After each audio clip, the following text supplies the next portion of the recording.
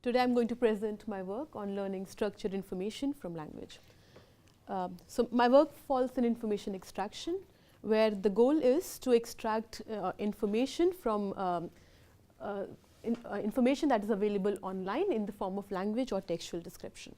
So the high level idea is to convert this plain text into simple structured information or representation. So this could be in the form of a database, where each entry in the database is some fact that you've extracted from the plain text, or it could be in the form of graph, where each entity or each node in this graph is a real world entity, and the edges between these nodes represent the relation between these real world entities. So one of the primary reasons why people are interested in this in converting text into simple structured representation is to organize information such that it is readily available to the user. So if you search, or if you want to find out about an entity which exists in the real world, you must have already seen that you can that some search engines give you this tabular representation where with facts about this real world entity. And the second reason why would you want to convert text into these structured representation is that these structured representation could be useful in downstream tasks such as question answering. So if you want to build intelligent system from which you could ask any question about the real world, then this database of facts or this knowledge representation could be beneficial for answering questions about the real world. So to motivate you why these structured information would be useful for question answering is, in one of the popular search engines, if you ask which US president was born in Honolulu, then this particular the algorithm that the search engine uses to give this answer is purely based on text. So they look at the textual information that is available online, and it can give you the correct answer, which is Barack Obama for this. But to the same system, if you ask which US president was born in Hawaii, then surprisingly doesn't give you the same answer, which should be trivial, which was Barack Obama. It does a satisfactory job of pulling out a document which potentially has the answer to this question, but this is indeed surprising that if the engine if the system could answer this question and it cannot answer this question. So if the system had this knowledge that this Honolulu and Hawaii are related to each other, so it has some understanding of the potential relation link between these two entities, then it could use that information to give the answer, so to propagate the answer from the previous question to this. So my research is to use machine learning algorithms to extract facts from the text from the unstructured text that is available online, and to populate the knowledge base. So this knowledge base is essentially a database of facts that is available online, and it would contain triples about the world, where two of the entries in this triple would be the entities in the real world, and then the third entry is the relation.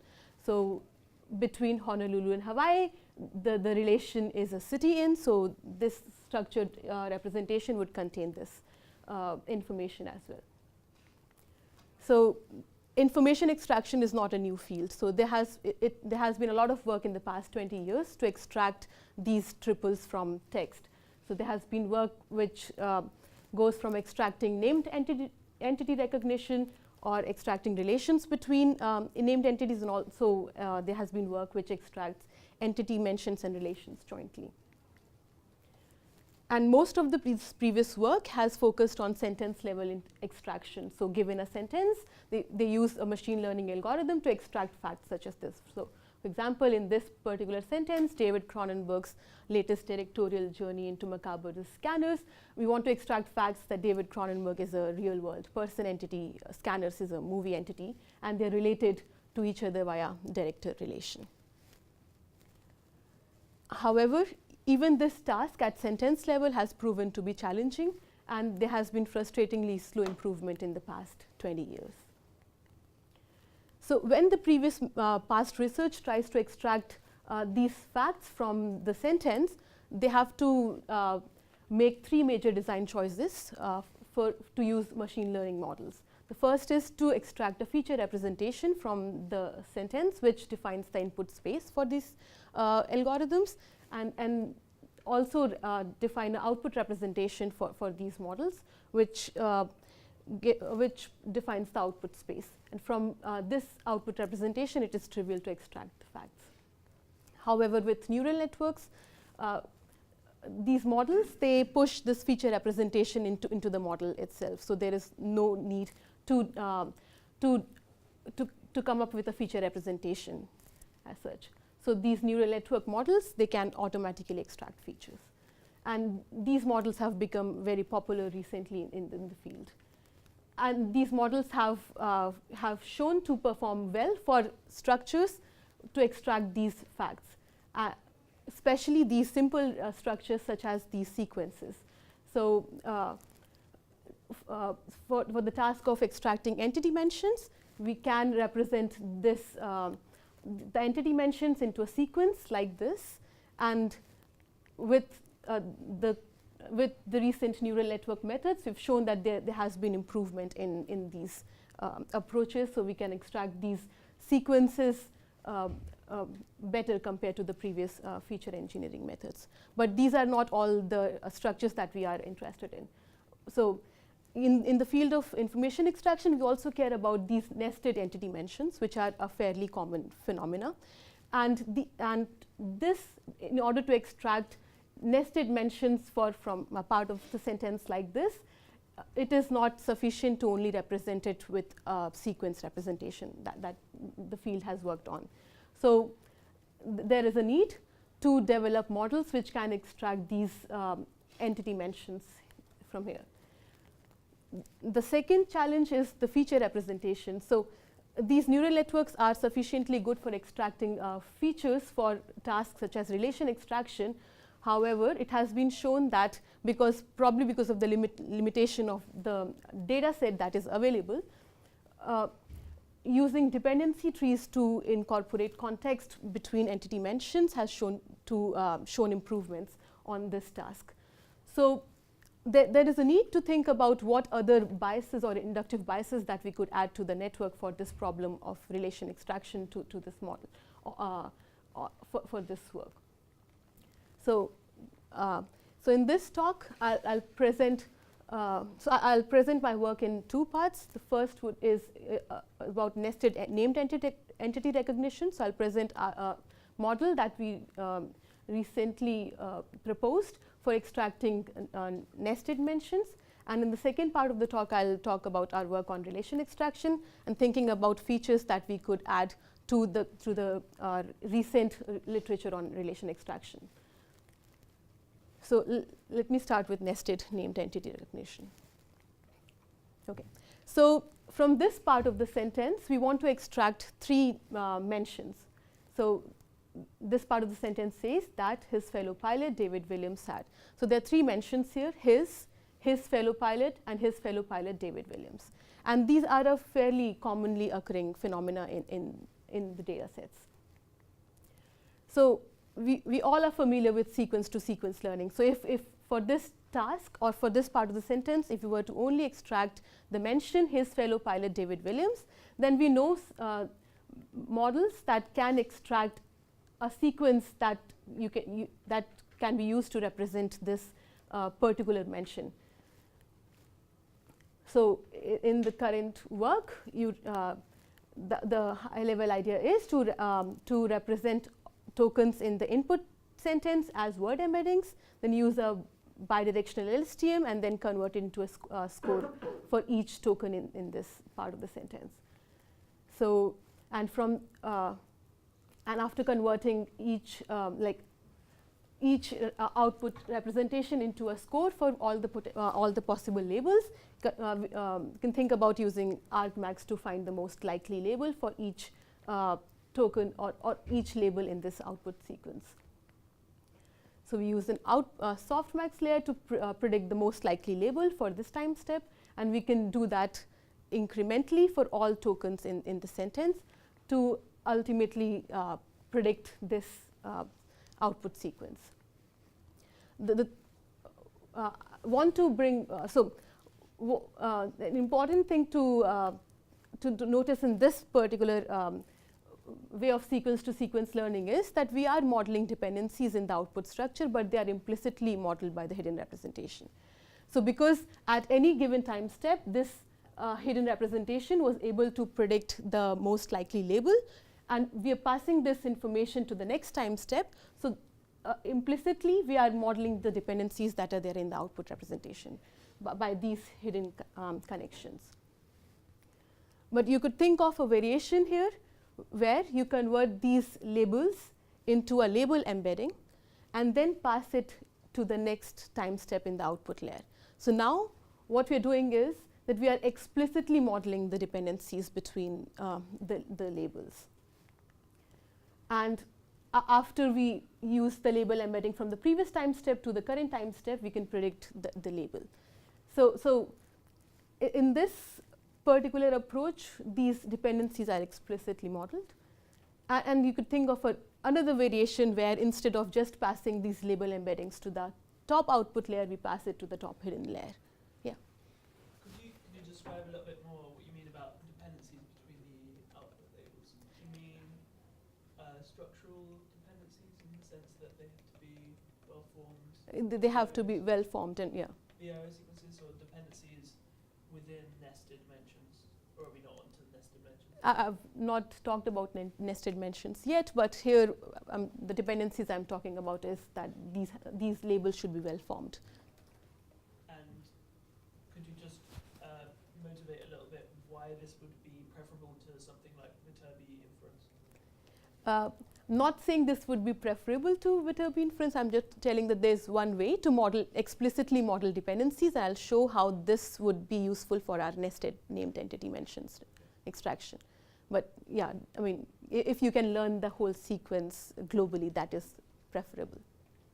Yeah. So we'll use these dependencies or this idea to model dependencies in the nested mentions case. So for this particular part of the sentence, again, we want to extract three sequence labels like this, right? So there is a sequence label for each entity mention in this part of the sentence. But you could think of if these nested mentions were not of the same type, then we could have a separate classifier for each different types of entities, and we could easily learn these entity mentions separately for each type. But the problem or the challenge is that these mentions are of the same type. So we cannot really have a separate classifier for each entity type here, right? So the challenge is how do we represent this output so that we can extract these nested entity mentions. And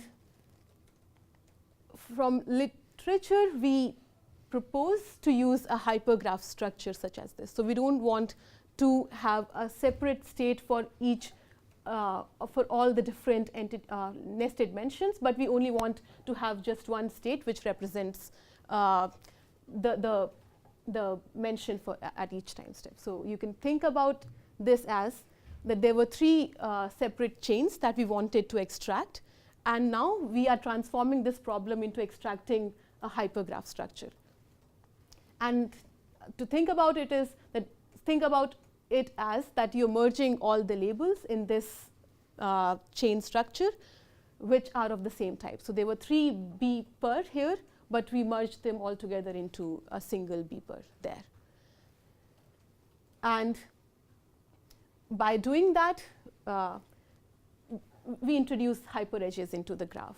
So because there was an entity mention which only had a single token, and that is followed by an outside token, right? So we introduce hyperedges like this. So this B per is followed by an outside token as well as the I per. So the challenge is now that how do we learn these hyperedges into the graph, right? So there are some characteristics of this hypergraph structure that we'll make use of when learning these. So in order to learn this hypergraph structure, we want to learn or we want to model the property that every node in this hypergraph structure is conditioned on a node from the previous time step. So we only want to learn these conditional dependencies just based on the previous time step. And then a B node is always conditioned on a previous O node, like the outside node, and the L node, which is the last token in the mention, is always followed by an O node, the outside node. So once we have, if we can learn this hypergraph structure, then you can think that you could traverse this hypergraph structure, say in a depth first search manner, to retrieve all the entity mentions that were there. Yeah. So are you saying that every L tag has to be followed by an O tag? Yeah. Does that preclude detecting entities which are directly next to each other? Oh, so if the entities are directly next to each other, then so this L will be followed by an O tag, and if there is a B tag, then I should mention that at each time step we always have a O tag, and this O tag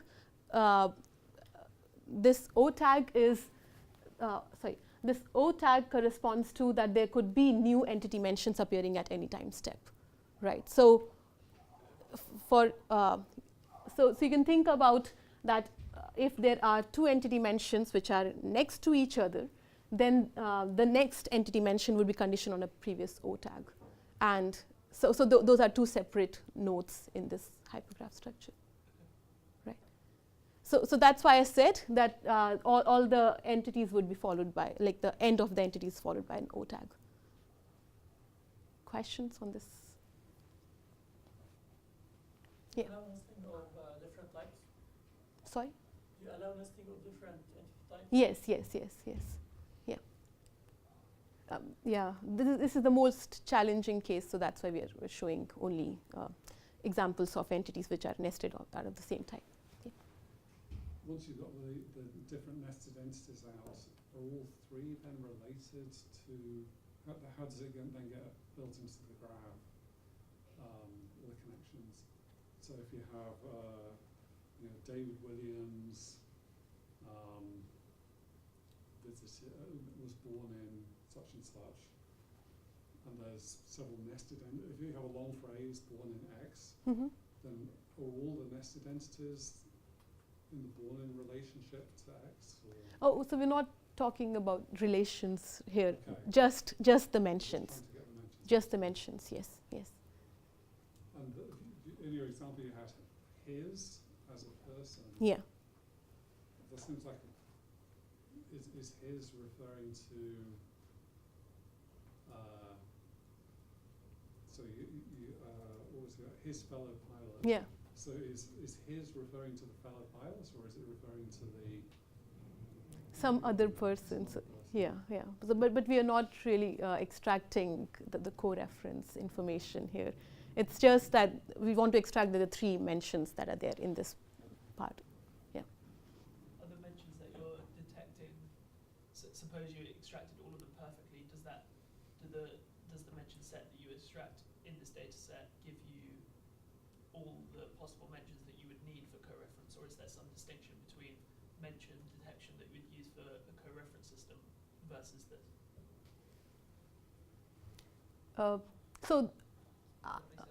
Yeah, so I'm looking at ACE data set here. So ACE data set does have coreference information in that, and the coreference information is between mentions. Yeah. Like Okay. yeah.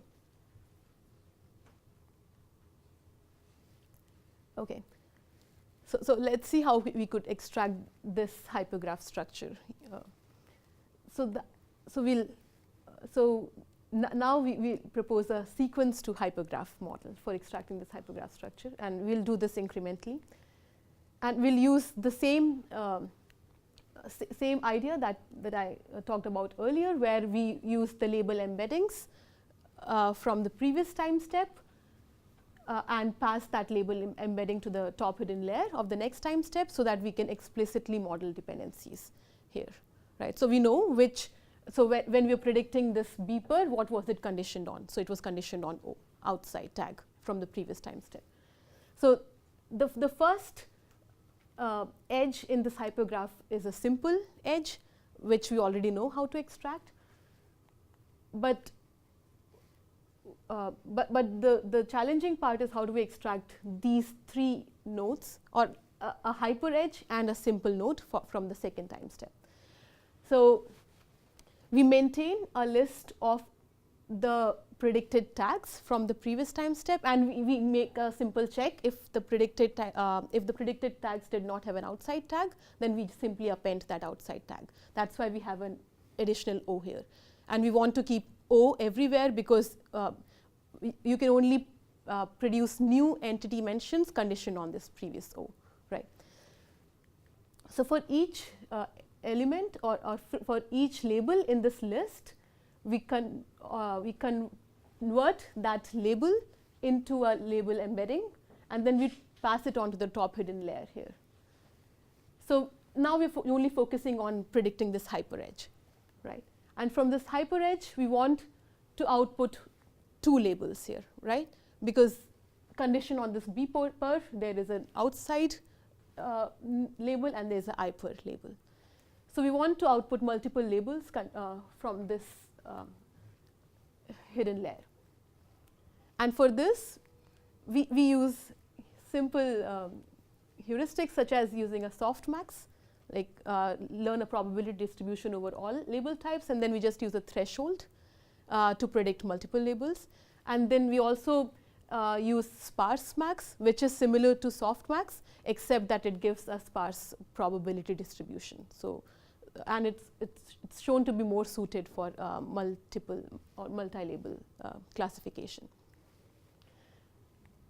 So using the softmax with threshold, we can predict these two labels, and similarly we go to the next label in this previous list, and then predict this simple edge as before.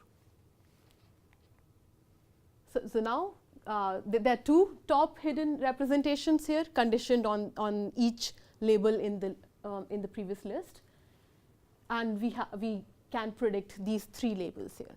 So we do some simple heuristics to combine these hidden representations, because now from this top hidden, there are two top hidden representation, and we want to pass the information to the next time step. So we simply, in our work, we simply average over the hidden representation here. So we don't keep, we don't expand the number of hidden representations at any time step. So we just keep one hidden representation here. So this hidden representation would will have a summary of all the labels that it predicted, right? And we also don't want to keep growing our labels here. So we just want to keep, so we remove all the duplicates labels. So the O will be removed. So at this time step, we'll have hyper and O as the labels in our the current set of labels here. And then again, we could convert it into a label embeddings and keep doing this to get the entire hypergraph structure. So I showed you a simple incremental method to learn a hypergraph structure here. So we evaluate our model on ACE data set, and in this data set, 30% of sentences have overlapping mentions. So it's a fairly common phenomenon. And here we're trying to predict 7 main entity types. And we are comparing our model to previous manual feature engineered models, which also predict a hypergraph structure similar to ours. And we show that our approach, which uses a sequence, which is based on the sequence to hypergraph model, can significantly outperform these previous methods. And we see that we gain improvements by using sparse max for multi-label classification. But in ACE data set, they also annotations for head of the entity mentions. So it's not just the entity mentions, but we also want to jointly predict the head of the entity mentions. And we use a really simple heuristics to predict head for this structure, where we label all the tokens which correspond to the head, and we change the labels to H. So we introduce a new label type. So anything that is labeled H would be the head representation. And you could think of using the same heuristic where we combine all the labels which are of the same type into a single node, and we get a structure like this. And we evaluate our performance on this joint extraction of entity mentions and their heads, and we see that we can still significantly outperform the previous manual feature engineered method. And in this particular case, because we increased the label size, we see that the sparse-max gives us quite a significant improvement compared to using softmax with a threshold for multi-label classification. We also evaluate our model on a biomedical domain, which is a GENA data set in which 17% of the entities are nested. And we're trying to find 5 entity types here.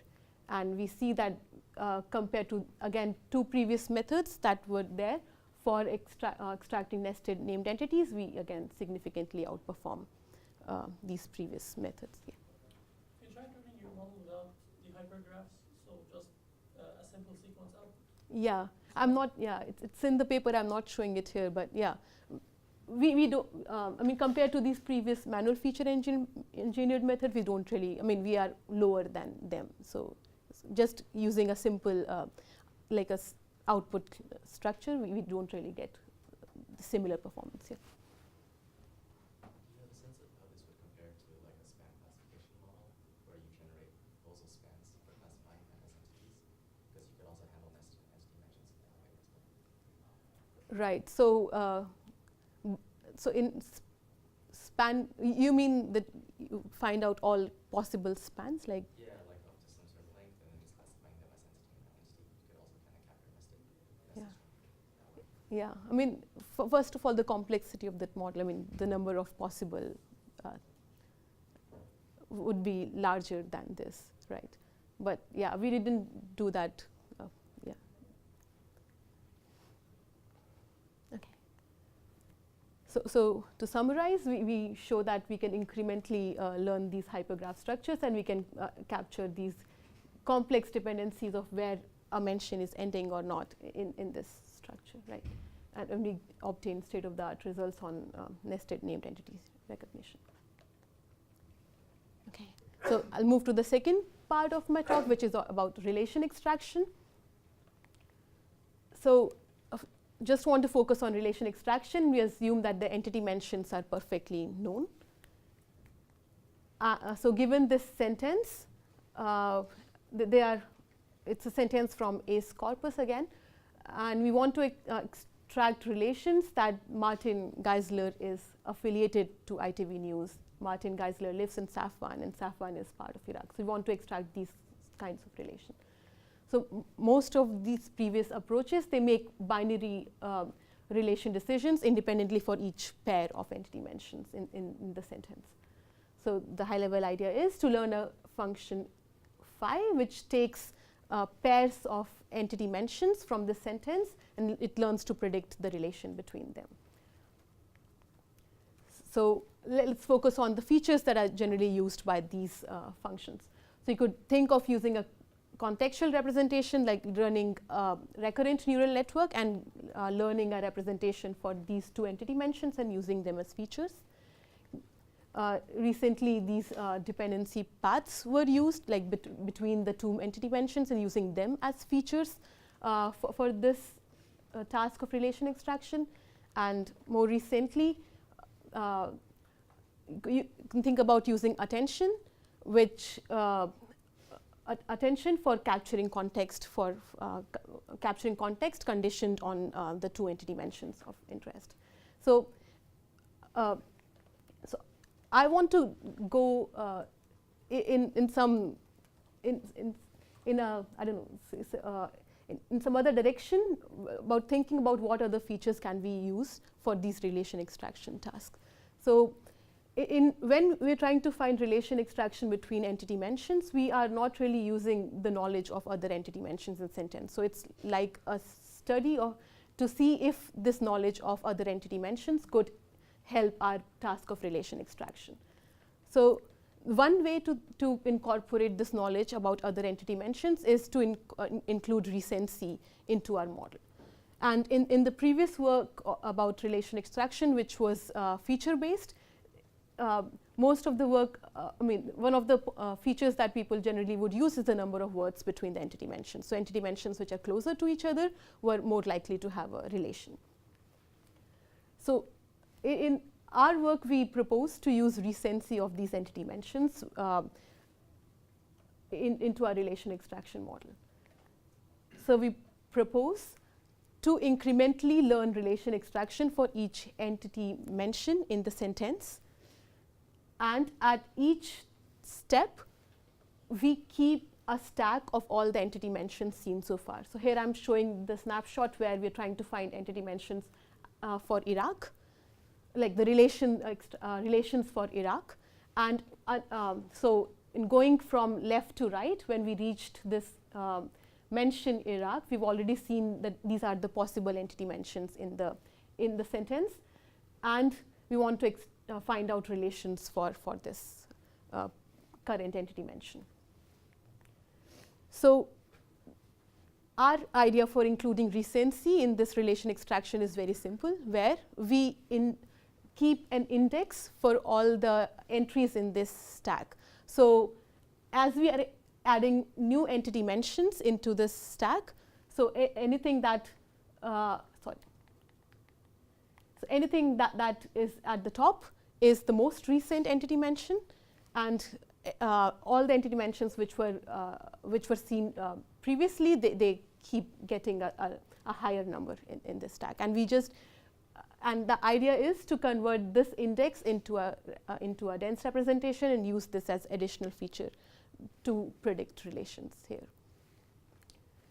So you can think about now learning relation for each pair of entity mention, but now this stack provides you another additional information about the recency of these entity mentions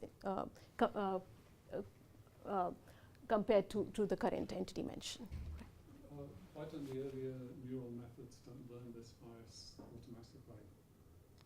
Why don't the previous methods learn this bias automatically? I'm surprised you're having to inject it. Yeah, I mean, you would hope that they learn. So there is no direct way to test if those previous methods are able to learn this bias automatically or not. So ours is like an investigation where we say that let's see how if we can improve our relation extraction model by injecting this bias into the network. So it's more like an investigation. Yeah. I mean, ideally we would want our networks to already learn these bias. Yeah. Could also think about learning relations for each entity mention at a time. So in our previous work, we represented our relation as a pointer to an index in this stack, and the idea was to learn a function which takes now this entire stack and the current entity mention and learns to predict a probability distribution over all elements in this stack. So we used attention over these entity mentions in the stack. And similar to the previous work, we experimented with using multiple relations using softmax. You could still use softmax with threshold, or even more suited, which is sparse-max for this problem. When you do this function comparison, do you do all possible pairs both ways round? Because are these relations directed, or?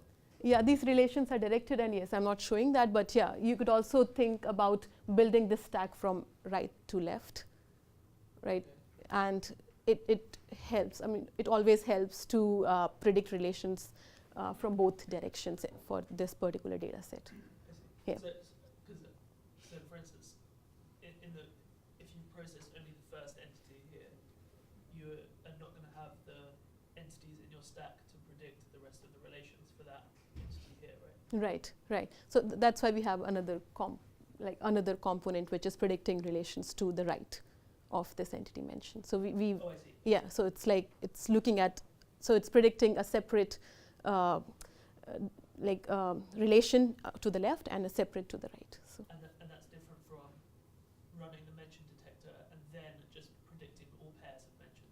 yeah, Like, because can you just talk a bit about the distinction you're drawing between first extracting mentions, then comparing all possible pairs with all possible relations, right. and this two stack direction. Right. So the because we wanted to capture the recency explicitly, so the stack helps you capture recency here, right? So that's the motivation behind capturing the relations with respect to these two stacks from left and right. Do you do anything about conflicting signals between one direction saying it's Yes, so we do post-processing where I mean, if there are conflicting relations. So right now we're just using a simple, like whichever is more confident, whichever classifier is more confident, we predict that relation. Yeah, we have to do post-processing here. So the last element of the stack there in order to represent no relation? Yes. Yeah. If it says that Iraq is related to itself, then it means it's not related to any other mention in this stack. So we evaluate our model on ACE data set. We're trying to find 6 relation types. And now we're comparing our model to two previous neural network based models, which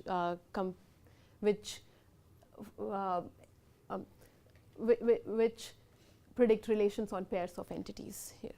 And compared to them, we see that we can, including this additional recency information, we can improve the relation extraction model. So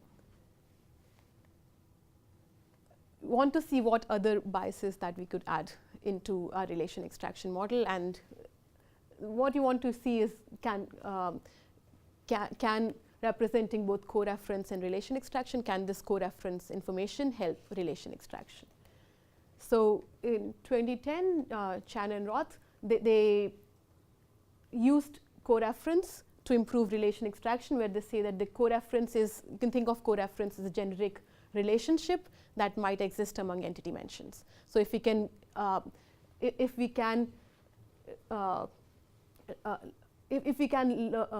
incorporate this coreference information into our model, then we know that these coreferring mentions do not have any other interesting relation between them, right? So it's a way to improve precision of your model, because you know that some pairs of entity mentions will not be related to each other. And I also want to motivate you with this example, which is a cherry-picked example from the data set, where in this sentence, are you able to say, are they actually using it? So the gold annotation is that the mention they and the mention it are related to each other by artifact relation. So the artifact relation is between mentions, where one mention is the owner or manufacturer or user of the other entity mention. So some of you might say that there is enough evidence in this sentence to claim that there is a relation between they and it. But let's see what we can get from adding more context to this sentence. So we looked at the previous sentence for this particular sentence, which is that airbase, that coalition forces have now taken control of Near Syria. And there are entity mentions in this previous sentence, which is airbase, coalition forces. And from coreference chains, we know that it in this current sentence refers to the airbase in the previous sentence, and they refers to forces.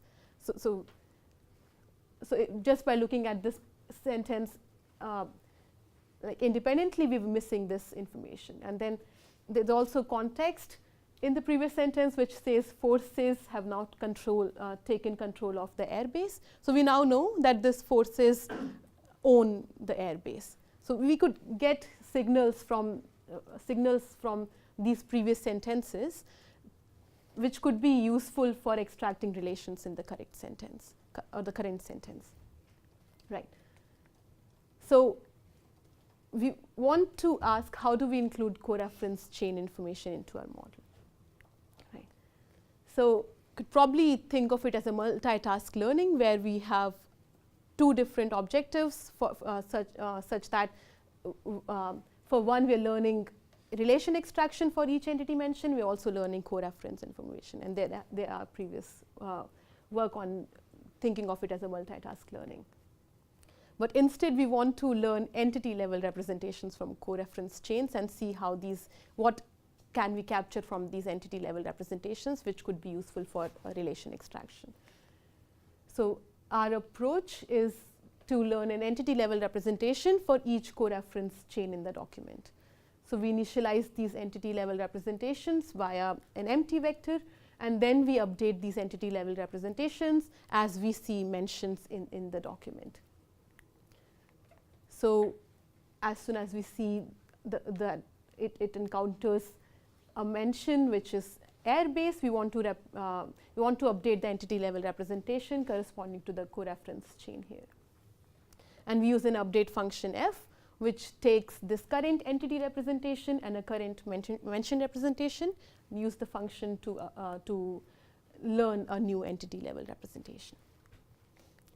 And we update this entity level representation, find the next mention, we update the entity level representation for that mention, and we do that until we reach the end of the document, so that we have an entity level representation for each coreference chain. So let me talk about the update function. So we experimented with two update functions. The first one was a bilinear method where we use a bilinear function to learn an interpolation factor to decide how much do we want to update this entity level representation with the current mention representation, and then they're projected onto a unit ball. And the second one is a simple GRU which updates the entity level representation with the mention representations. And for relation extraction, we simply concatenate these entity level representation to the mention representation in our stack. And let's quickly move to the performance, and we see that our model, when it was not using entity level representation, versus a model when it uses two different types of entity level representation. You see, if we use these bilinear functions, then there is a slight decrease in the performance on relation extraction. But using GRUs, we can improve relation extraction. But we don't want to just stop here, but we want to ask, why is one type of entity level representation better than the other? So by using a bilinear function, we saw a decrease in the performance, but using a GRU function, we saw improvement. So we ask our NLP experts, so what do they think these entity level representations could capture? And then the first obvious thing to capture is the frequency, because frequency is an indicator of saliency of entities in a particular document. So we run a very simple prediction task. So we use these learned entity level representations as features, and then we use them to predict these two class labels, which are frequency of these entities binned into two classes, low and high. What we see is that these bilinear functions, they lose all the information about the frequency of the entity mention, whereas GRU is really good at predicting the frequency of these entity mentions. Second, we have a visualization task where we visualize these entity level representation by transforming them into two-dimensional representations or embeddings using t-SNE. So here I'm showing the different colors here represent frequencies. So what we see is that if we learn these entity level representation using bilinear functions, then these there's no distinction between the different frequencies of the entities. But with GRU, we see these clusters of which represent that different frequencies are projected into different spaces into this. But we're not trying to say that the frequency is the only indicator or the reason why we saw improvement in our relation extraction system. I mean, this is one test that we did, which was a easier test to be done. So, but we can definitely say that these, if we need entity level representations to capture something like frequency, then use GRU and not these bilinear functions. So, to summarize this part, we showed that we could improve relation extraction by including recency and saliency of entities into our model. Right. So, to summarize my talk, in the first part, I showed a model which could learn hypergraphs to represent nested named entity recognition, and we show that we perform state of the art here. And in the second part, we talked about relation extraction, where we show that the recency and saliency, that including recency and saliency, we could improve relation extraction, the current relation extraction models. But so where do we go from here? So I want to briefly describe some of the future directions from here. So in order to build systems which can take a question and consult this database or knowledge base to answer questions, the first challenge is the interpretation of these neural network models. So from the very beginning, we knew that we wanted to incorporate something about these entity level representations into these neural network models, but we didn't know how do we capture the recency or the saliency, right? So we want, and we have a very limited understanding of what features are learned by these neural network models, which are very commonly used in information extraction or NLP in general. So we want to understand these neural network models in both in terms of the parameters that the parameter space and the features that they're learning, so that we can incorporate the expert knowledge that we have about these problems directly into the structure of the networks, instead of adding new features into these models. The second direction that we want to focus on is this multitask learning. In the second part of the talk, I assume that this coreference information was available, but that is very expensive and it's not available. So we want to develop models which can perform both coreference and relation extraction at the same time, and not just limiting to these two problems, but a model which understands the discourse structure of the documents or the syntactic structure of sentences. So want to learn models which understand this or which can perform this multitask learning.